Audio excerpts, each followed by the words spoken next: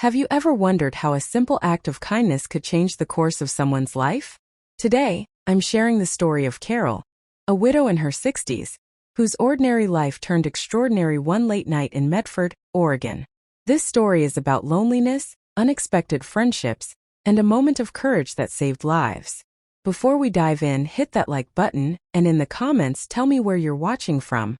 Which country are you joining us from? The life insurance barely touched the cost of the funeral. 42 years of marriage, and now I was sitting alone in our modest house on Cedar Street in Medford, Oregon, staring at a silence that felt heavier than any weight I'd carried before. At 63, after decades of a comfortable, predictable routine, the world had shifted beneath my feet. My husband was gone, and the pension I'd counted on for my remaining years as a retired teacher felt impossibly thin, like it had been stretched until every last thread was visible. For the first time in over 40 years, I had to work. It wasn't a decision made lightly. I had avoided jobs after my children were grown, finding solace in small routines, volunteering, and managing the household. But reality had other plans. That's how I ended up at Riverside Medical Center, working the evening shift in the billing department 3 nights a week. 8 hours spent deciphering medical codes and insurance claims, 8 hours where my mind tried not to wander to the empty chair at the dinner table. At first, I dreaded the bus ride home, especially now that the schedules had changed. Budget cuts, they called it. The last bus left at 11 p.m., 30 minutes before my shift ended. Missing work hours wasn't an option. My daughter, worried about me navigating the city at night, had installed a rideshare app on my phone. Reluctantly, I accepted that this was the only practical solution. That's how I met Raymond. The first time his silver Toyota appeared at the staff entrance, I hesitated.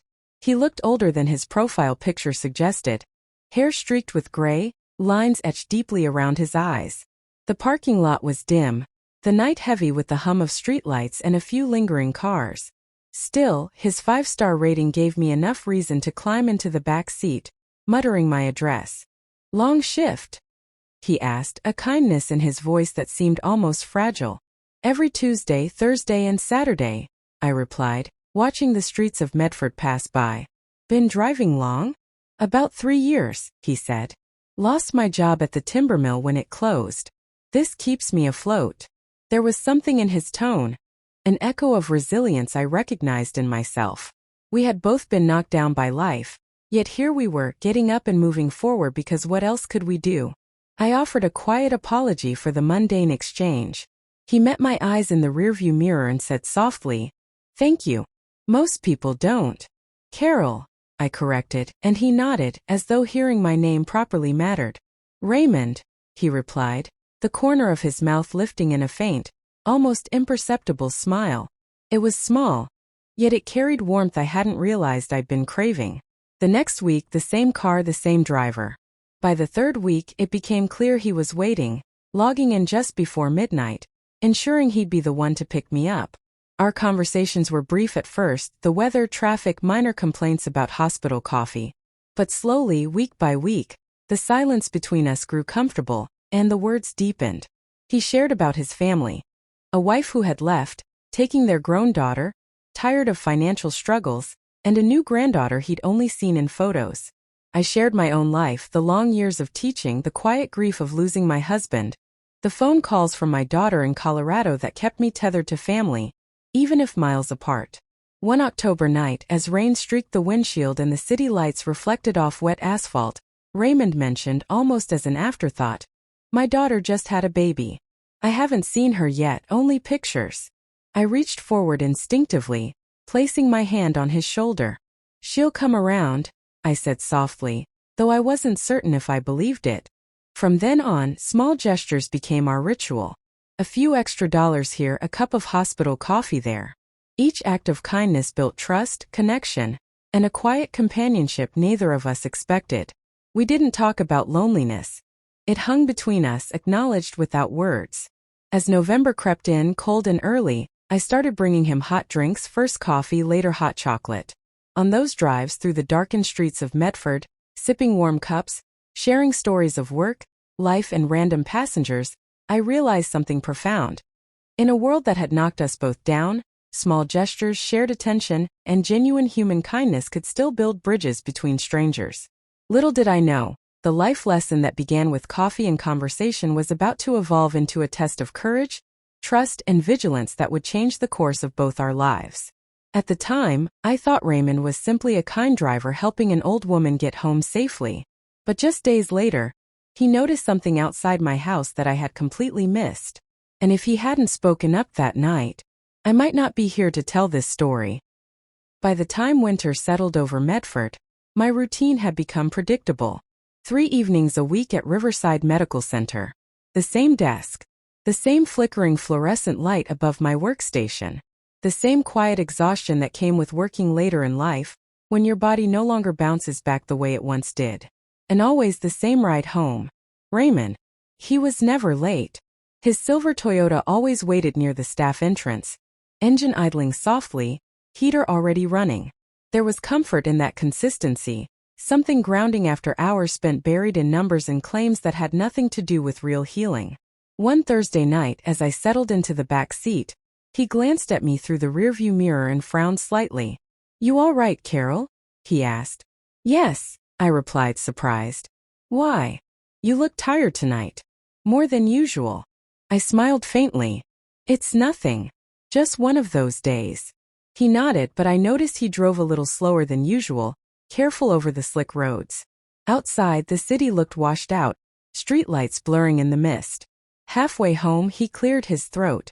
"Can I ask you something?" he said. "Of course.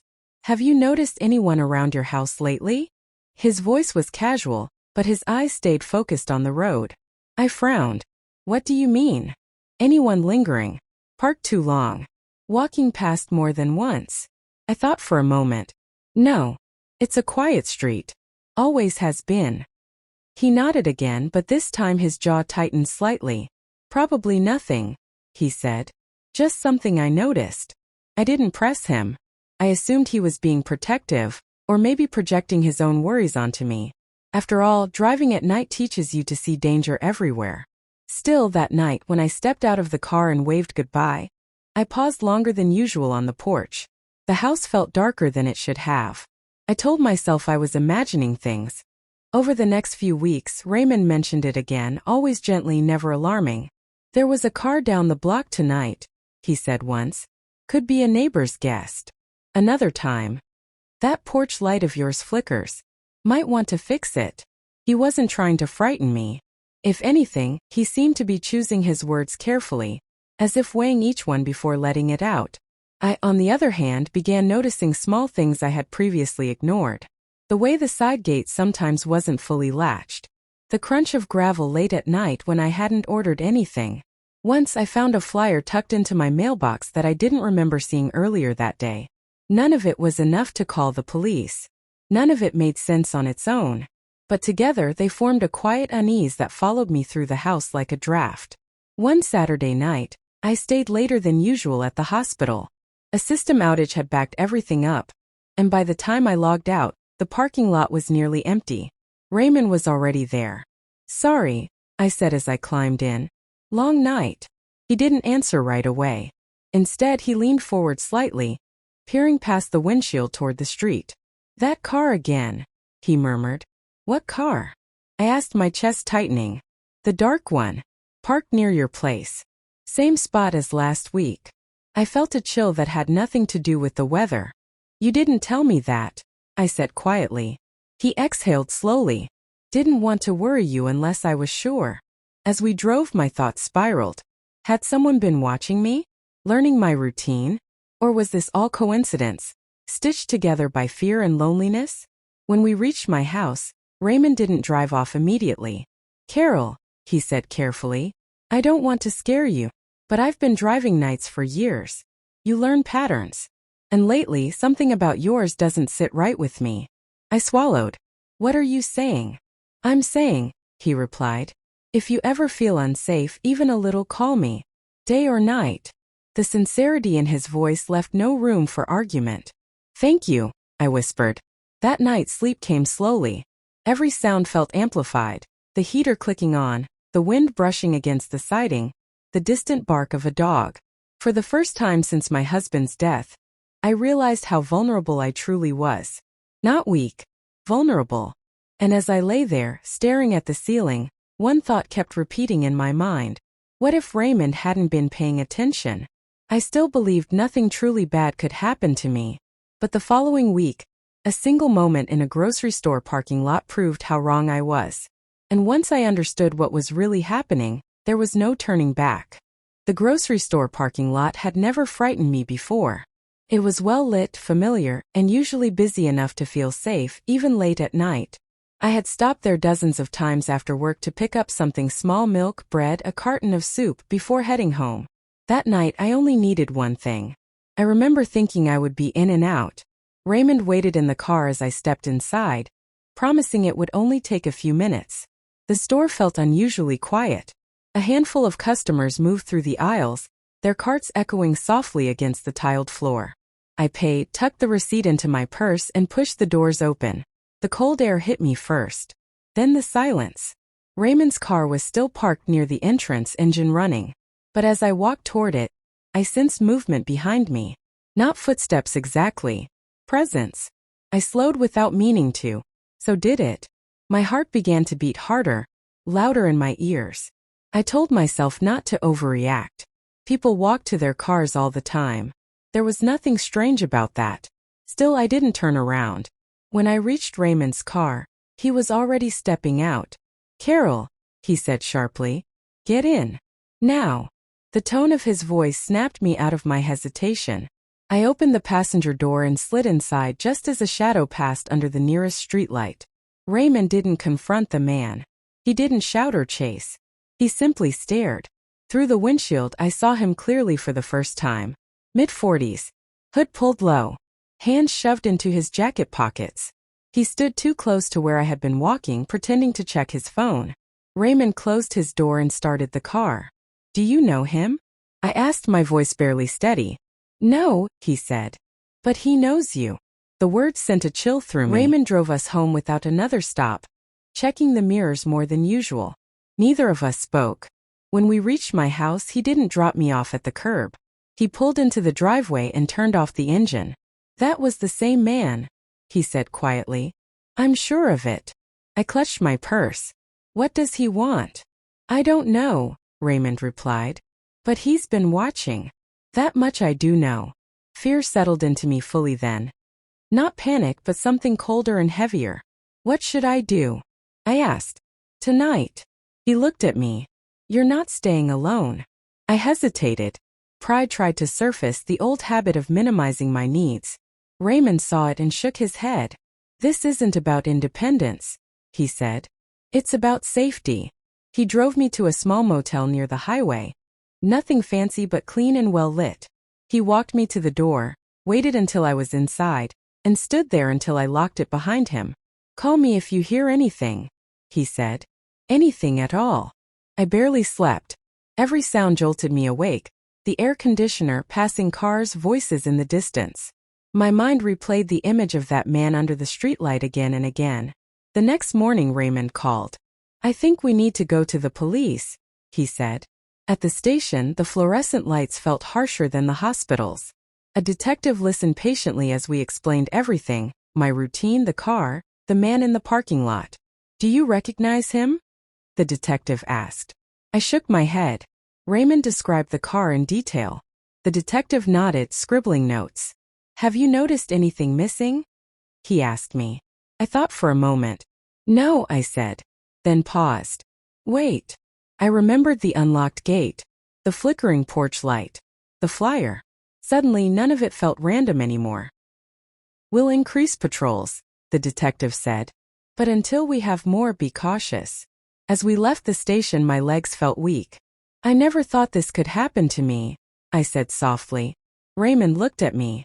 "That's how it usually starts." That afternoon, we returned to my house, with an officer accompanying us. Inside, everything looked normal. Too normal. Until Raymond stopped in the hallway. "Carol," he said slowly, "where do you keep your paperwork?" "In the study," I replied. "Why?" He stepped inside and stared at the desk. One drawer sat slightly open. It hadn't been like that when I left. I thought someone had only been watching me. But what we found inside that open drawer proved something far worse. And once I understood why I had been targeted, the danger became terrifyingly real. The officer stood quietly behind us as Raymond pulled the drawer open the rest of the way. Nothing appeared missing at first glance. Folders neatly stacked. Old tax returns. Medical statements. Utility bills. Years of my life reduced to paper arranged exactly how I liked it. Too exactly. This folder, Raymond said, pointing. Was it always on top? I hesitated. No, I replied. I keep that one underneath. The officer leaned closer, careful not to touch anything. What's in it? Insurance documents, I said. Medical coverage. Billing records from the hospital. His eyebrows lifted slightly. Ma'am, he said. Do you work with patient information? Yes, I answered. Billing department. The air in the room shifted. Raymond and the officer exchanged a look that needed no explanation. This might not be random, the officer said carefully. Someone could be trying to access sensitive information. A cold realization settled in my chest. All those evenings at Riverside. All those files. All those numbers. I had been visible in ways I never considered. The officer took photos and asked me to pack essentials. I was not to stay there that night. As we drove away, I stared out the window at the house that no longer felt like mine. I feel foolish, I said quietly. I thought danger looked obvious. Raymond shook his head. Danger usually looks ordinary until it isn't. The police arranged temporary protection, but resources were limited. No forced entry. No clear suspect yet. Raymond insisted I stay with him that night. His voice firm but gentle. His apartment was small but tidy. Family photos lined one wall. His daughter at different ages, his granddaughter as a newborn. Proof of a life interrupted, not abandoned. He brewed tea and handed me a mug. You're safe here, he said. I believed him. That night we talked not about fear but about choices. The ones that quietly shape our lives without asking permission. He told me about leaving the mill, about losing his marriage to stress and pride. I told him about teaching, about the children who had written me letters years later, thanking me for believing in them. We were both tired souls, held together by responsibility. Sleep came easier than expected. The next morning the detective called. They had identified a man matching Raymond's description near the grocery store. His name was Thomas Brennan. He lived 2 streets from me. Any criminal history? I asked. Financial fraud, the detective replied. And attempted identity theft. My stomach dropped. He recently applied for a position at Riverside Medical Center. The detective continued. Didn't get it. Everything clicked into place. My routine. My access. My age. I wasn't chosen at random. I was chosen because I seemed easy. The police asked me to review security footage from the hospital parking lot. There he was, standing just outside the light, watching. My hands trembled. Raymond placed his hand over mine. You did nothing wrong, he said firmly. Later that afternoon, the police searched Thomas's apartment. They found notes, timetables, a list. My name was on it. So were others. The detective explained it carefully. He had been watching hospital employees looking for vulnerabilities, widows, elderly staff, anyone who might not notice small breaches. You disrupted his plan, the detective said. That's likely why he escalated. I felt sick. If Raymond hadn't noticed, I began. He did, the detective said. That's what matters. Thomas was arrested that evening. But fear doesn't disappear with handcuffs. That night, I lay awake on Raymond's couch, staring at the ceiling. I don't feel brave, I admitted. He looked at me gently. Bravery isn't loud, he said. It's staying present when you want to disappear. In the days that followed, the hospital increased security. My role was temporarily reassigned. Counseling was offered. But something inside me had shifted permanently. I was no longer invisible. And I would never mistake quiet for safe again.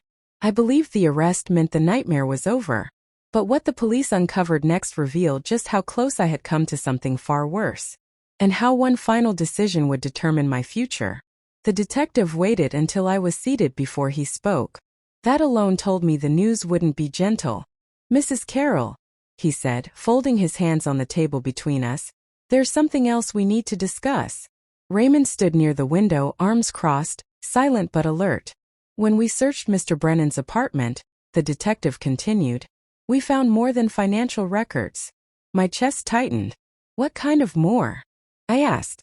The detective slid a folder toward me but didn't open it. Surveillance. Raymond stiffened. Surveillance of what? Of people, the detective replied.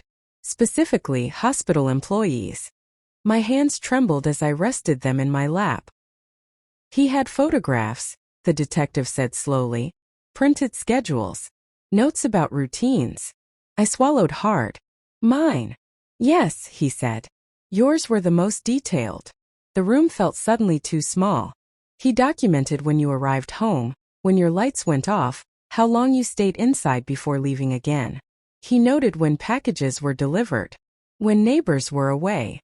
I felt exposed in a way I'd never known before.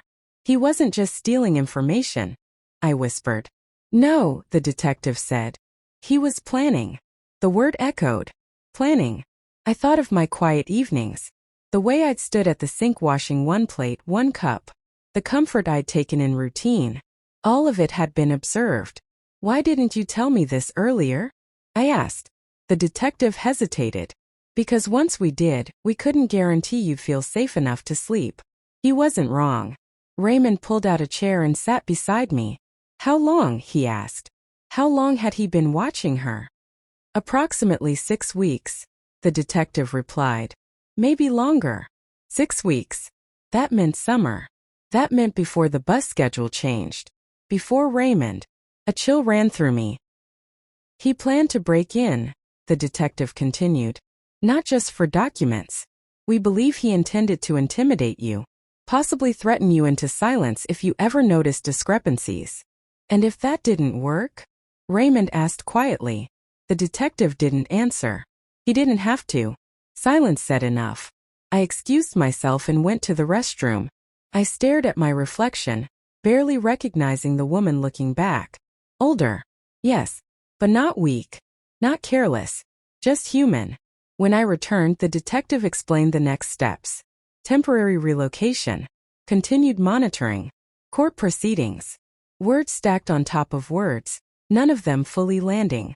It wasn't until later that night, sitting in Raymond's car, that it finally broke through. I could have died, I said softly. Raymond didn't try to deny it. I know, he replied. And I never would have known why. He pulled the car over and turned to face me. But you're here. And he isn't free anymore. I nodded, but fear has a way of lingering even after danger passes. That week I stayed with Raymond. Not because I was helpless but because being alone felt heavier than I could carry. We fell into an easy rhythm. Shared meals. Quiet mornings. Long conversations that didn't demand anything. One evening, I asked him something that had been weighing on me. Why did you keep picking me up? I asked. Before everything. He thought for a moment. You look tired, he said simply. Not just from work. From life. I smiled sadly. So did you. Yes, he agreed. And tired people recognize each other. The trial came quickly. Faster than I expected. I testified. My voice shook but I spoke clearly. I told the truth. Raymond testified too. His notes. His recordings. His attention to detail. The judge listened carefully. Thomas Brennan never looked at me. Not once. He was convicted on multiple charges. Fraud. Stalking. Attempted coercion. When the sentence was read, I felt no triumph. Only relief.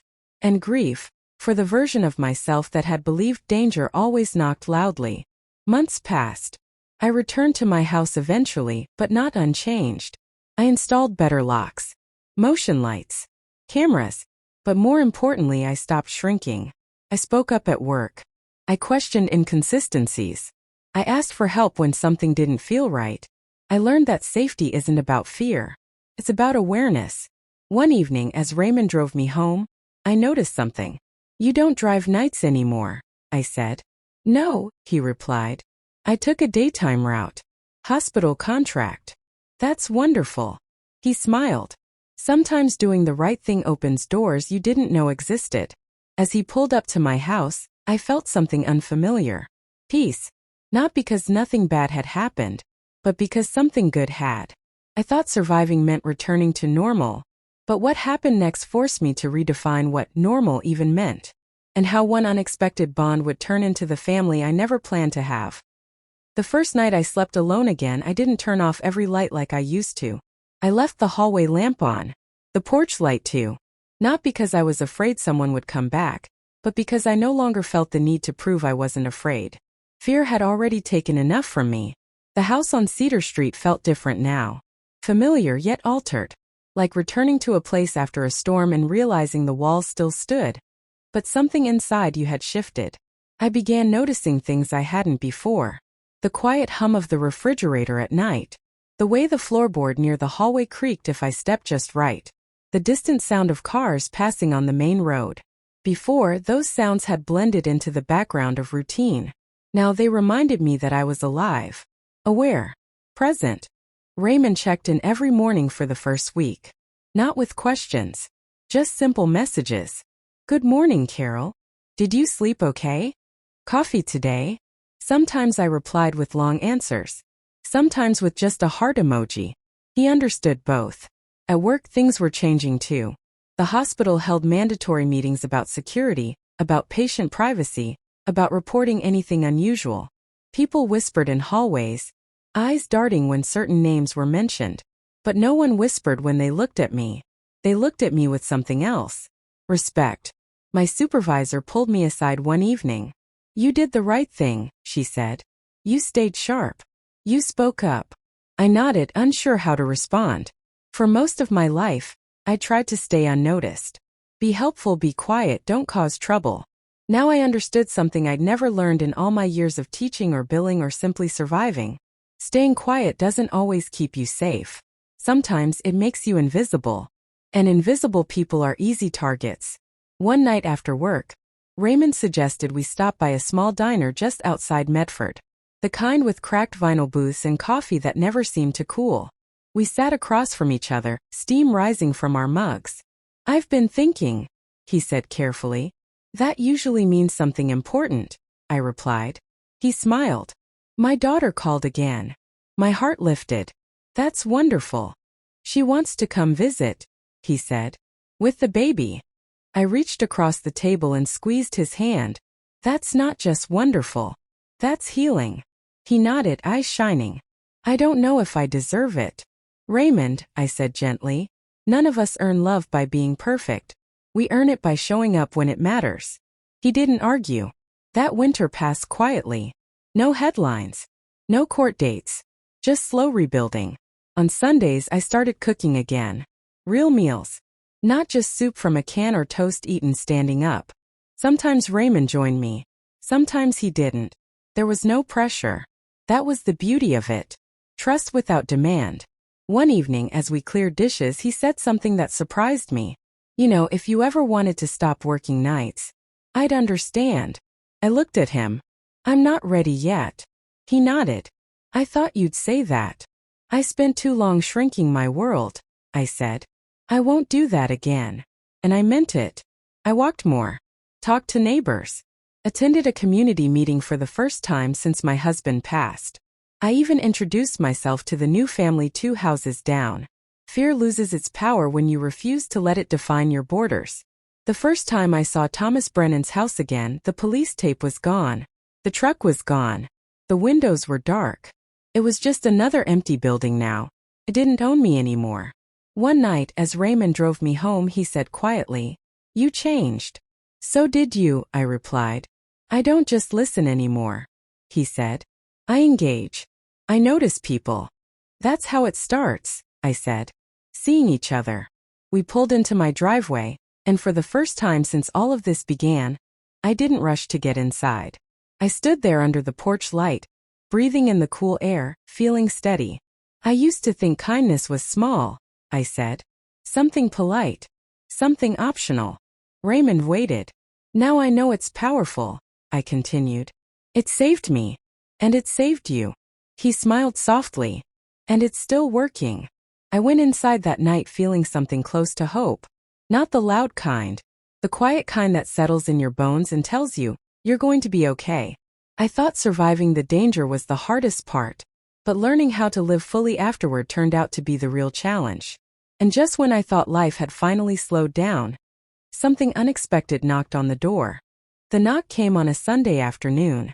Not loud, not urgent, just 3 gentle taps on my front door. I paused in the kitchen, hands still wet from washing apples, heart fluttering, not with fear this time but curiosity. I wiped my hands on a towel and opened the door.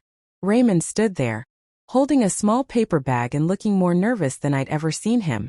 "She's here," he said quietly. Behind him, a young woman stepped forward. She had Raymond's eyes, the same deep brown, cautious but warm. In her arms, wrapped in a pale yellow blanket, was a baby with wisps of dark hair and wide, wondering eyes. "This is my daughter, Emily," Raymond said. "And this is Lily." For a moment, none of us spoke. Then Emily smiled, tentative, hopeful. "Hi," she said. "You must be Carol." I felt tears rise instantly. "I am," I replied.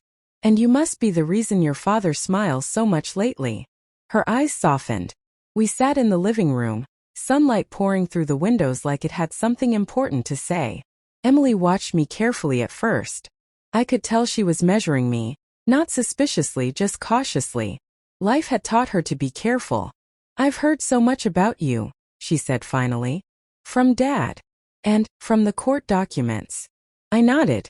"I wish it had been under better circumstances." "Still," she said, "you changed things. For both of us." Lily stirred, making a soft sound that felt like a promise. I leaned forward. "May I?" Emily hesitated only a second before nodding. Holding that baby was like holding a future that hadn't decided what it would become yet. Warm, fragile, full of possibility. "She has her grandfather's grip." I laughed softly as Lily wrapped her tiny fingers around mine. Raymond watched from his chair, eyes shining. Later, Emily helped me in the kitchen. We moved around each other awkwardly at first, then more easily. "I didn't trust people for a long time," she admitted quietly. "After what happened." "I understand," I said. "Trust doesn't come back all at once. It returns in pieces." She nodded. "I'm trying," she said. "For Lily. For my dad." "That's enough," I told her. "Trying is enough." As the afternoon stretched into evening, something gentle settled into the house. Laughter. Shared stories. The sound of a baby breathing while she slept. When they left, Emily hugged me tightly. "Thank you," she whispered. "For seeing him. For protecting someone you didn't even know." I hugged her back. "We protect each other," I said. "That's how it works." That night I sat alone in my living room, but I didn't feel lonely. The quiet felt full now. Weeks passed.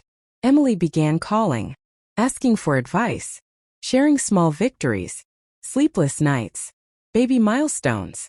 Raymond stopped by more often, sometimes just to sit on the porch and talk about nothing in particular. One evening he said something unexpected. "I've been offered a supervisory position," he said, "for the transportation service." I smiled. "You earned it." "I wouldn't have even applied before," he admitted. "I didn't think I was worth more." "And now?" I asked. "Now I know better." At work I noticed changes in myself too. I mentored new hires, spoke during meetings, suggested improvements. People listened. One young clerk pulled me aside and said, "I hope I'm like you when I'm your age." I laughed. "Trust me, it's a journey." One evening as I locked up my office, I caught my reflection in the glass. I didn't see a victim. I saw a woman who had walked through fear and come out awake. But life, I was learning, never stays still for long. The call came late one night. "Emily." Her voice shook. "Carol, can I come over?" "Of course," I said immediately. "What's wrong?" I don't feel safe where I am tonight." My heart tightened, but not with panic. With resolve. "I'll be here," I said. "You and Lily are always safe with me." When they arrived, fear had them vanished from our lives. But it no longer controlled them. We faced it together now. I thought the danger was over. But fear doesn't always disappear. It changes shape. And the next test would show us just how strong our new family really was. Emily didn't sleep much that night. Neither did I. Lily lay in the portable crib beside my bed, breathing softly, unaware of the worry circling the room like a restless bird. Emily sat on the edge of the bed, phone clutched in her hands, eyes fixed on the door. "He's not supposed to know where I live now," she whispered. "Who?" I asked gently, though I already suspected the answer. "The man I dated before," she said. "The one who hurt me." My heart sank. "He sent a message tonight," she continued. "Just one line. 'I saw you today.' That was all it took. Fear doesn't need many words." "You did the right thing coming here," I said. "You're not alone anymore." In the morning, Raymond arrived early. The moment he saw Emily's face, something inside him shifted. "You called the police?" he asked calmly. "Yes," she nodded. "They said to document everything." "Good," he replied. "We'll do more than that." The three of us sat at the kitchen table, sunlight streaming in like it had every right to be there. Raymond pulled out a notebook. "Dates, times, messages," he said. "We write it all down." Emily stared at him. "You sound like you've done this before." "I have," he said quietly. "And this time I won't dismiss it." Something loosened in her shoulders. That afternoon, Raymond drove Emily to file a formal report. I stayed with Lily, rocking her gently, thinking about how cycles repeat when they're ignored, and how they break when they're faced. The police took the report seriously. This wasn't a misunderstanding or coincidence. The man had violated a restraining order issued years earlier.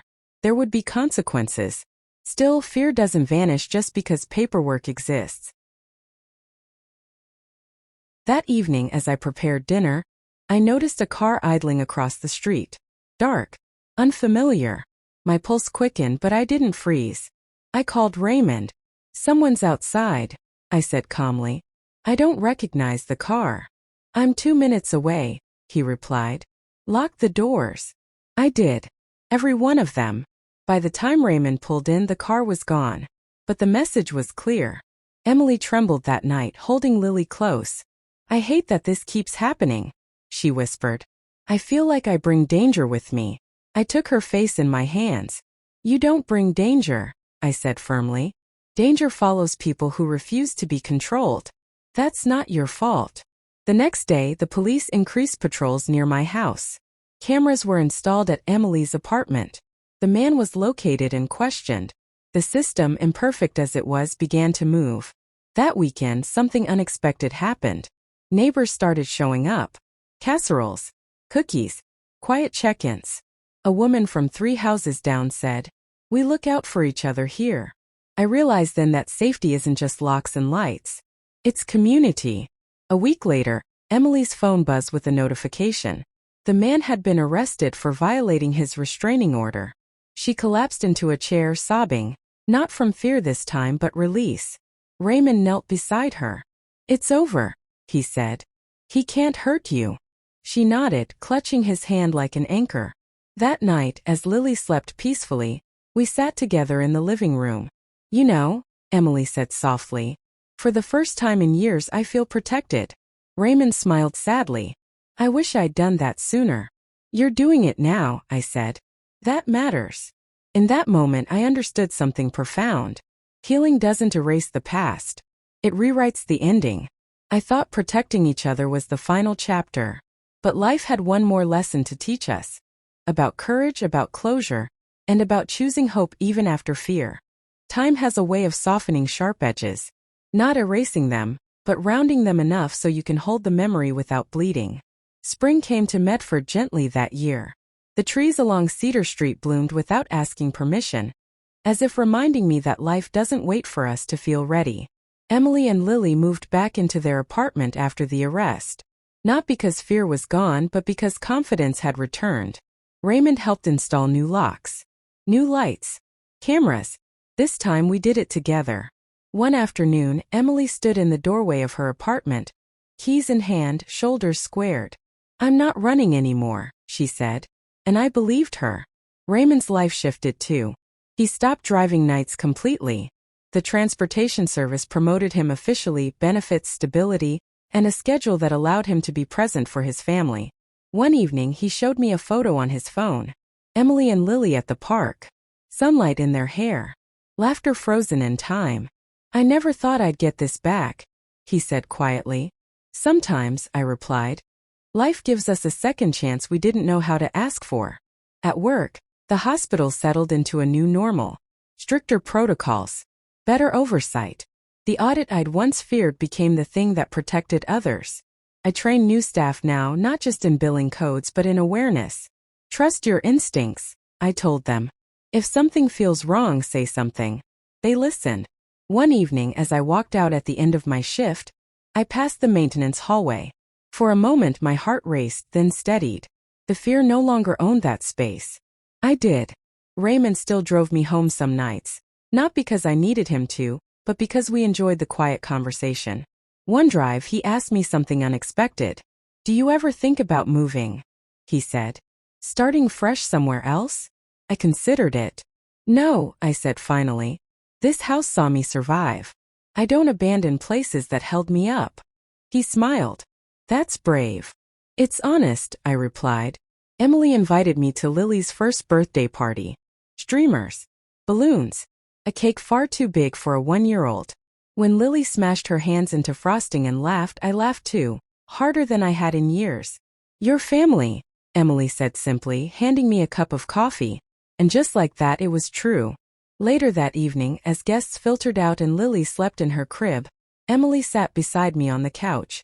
"I used to think kindness was weak," she said. "Something that made you vulnerable." "And now?" I asked. "Now I know it's the strongest thing we have." I nodded. "It's what kept us standing." That night, walking home under the streetlights, I realized something else. Fear didn't change me into someone smaller. It sharpened me into someone clearer. Clear about who mattered. Clear about what I would tolerate. Clear about when to speak and when to act. Weeks later, a letter arrived. From the court. Thomas Brennan's appeal had been denied. Final. I folded the letter carefully and placed it in a drawer. Not to forget, but to remember that the chapter was closed. Life didn't suddenly become perfect after that. It became real. And that was better. One Sunday afternoon, Raymond, Emily, Lily, and I sat around my kitchen table, sunlight spilling across old wood. Raymond looked at me and said, "You know, none of this would have happened if you hadn't been kind." I shook my head. Kindness started it. Courage finished it. Emily smiled. And love held it together. I thought of my husband, of the life I'd lost, and of the one I'd found. Different, unexpected, but full. I thought closure meant the story was over. But sometimes the ending is really just the beginning of something quieter and far more meaningful. Life doesn't announce when it has finally settled. It doesn't ring a bell or draw a line and say, "This is peace now." Peace arrives quietly. One ordinary morning, I woke up and realized I wasn't bracing myself for the day anymore. The house was still the same, Cedar Street, the familiar walls, the same kitchen window, but something inside me had softened without breaking. I brewed my coffee slowly. I didn't rush. I didn't check the locks twice. I just stood there watching steam rise, listening to the morning. That's when I knew I had survived. Not just the danger, not just the fear, but the loneliness. Sunday dinners became tradition. Raymond would arrive early to help me cook, insisting he still needed lessons. Emily would follow, juggling Lily and grocery bags, laughing before she even stepped inside. Lily took her first steps in my living room. Wobbly, determined, unafraid. We clapped like she'd conquered the world. And maybe she had. Because every step forward matters when you've learned how easy it is to fall. Raymond changed too. Not loudly, not dramatically, but he stood taller, spoke with certainty, laughed more freely. One evening as we washed dishes together, he said, "I used to think my life was already over." I glanced at him. And now I think it was just waiting for me to wake up. Emily finished school the following year. She talked about advocacy work, helping other women recognize warning signs earlier than she had. "I don't want fear to have the last word," she said. I smiled. It rarely does when we refuse to let it. At the hospital, I retired from night shifts. Not because I couldn't do the work, but because I no longer needed to prove endurance meant worth. On my last evening, my coworker surprised me with cake and a card signed by everyone. Inside, someone had written, "You taught us to pay attention." I held on to that card for a long time, because attention is what saved me. Not panic. Not strength. Attention. One afternoon, walking home from the store, I passed Thomas Brennan's old house again. A family had moved in. Children's bikes leaned against the fence. Laughter spilled from the open windows. I didn't feel anger. I didn't feel fear. I felt closure. That house no longer carried my story. It carried theirs, and mine had moved on. That night, I sat on the porch as the sun set behind the trees, thinking about how close I'd come to disappearing quietly. How easily I could have been another woman people talked about in hushed tones. She lived alone. She worked late. She never saw it coming. But I did see it, because someone paid attention. And because I chose kindness before I ever knew I would need courage. Raymond joined me on the porch, handing me a mug. "Coffee?" he asked. "Always," I replied. We sat in comfortable silence. "You know," he said, "people think heroes are loud." I smiled. "They rarely are. They listen," he continued. "They notice. They stay." I nodded. Inside, Lily laughed in her sleep. That sound filled the night like a promise. I thought of all the versions of myself I had been. The young wife. The grieving widow. The tired worker. The frightened woman in the back seat of a car. And finally, the woman who learned that small kindnesses create large ripples. That seeing someone matters. That attention can save lives. If you're listening to this and you feel invisible, if you feel tired or overlooked or afraid in quiet ways, please know this. Your kindness matters. Your awareness matters. You matter. You never know whose life you're standing at the edge of, or who might be standing at the edge of yours. And sometimes all it takes to change everything is noticing. If this story moved you, if it reminded you to slow down and see people, please like this video and comment below telling me which country you're watching from, because stories connect us, and none of us are meant to feel unseen. Thank you for listening.